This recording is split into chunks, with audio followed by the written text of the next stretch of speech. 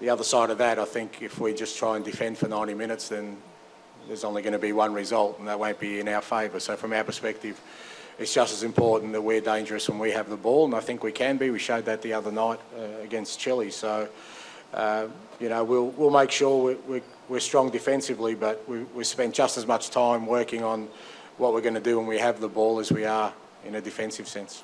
Obviously Chile and the Netherlands are two different teams, and we'll have to be. We've got a game plan for that. They're different to what we had against Chile, but in saying that, it's a chance for us to try and rectify what we did against Chile and try and take the game to the Netherlands.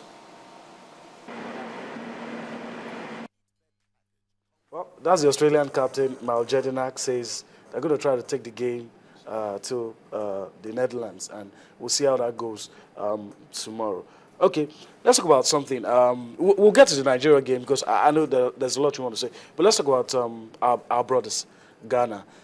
Very good performance last night, but it wasn't enough to end them a result. How does it make you feel? For me, that was the best African performance, but it's sad that that performance didn't end them the results that it deserves. And that would have been the result that would give them confidence going to the next game. Especially when you're playing Because Germany.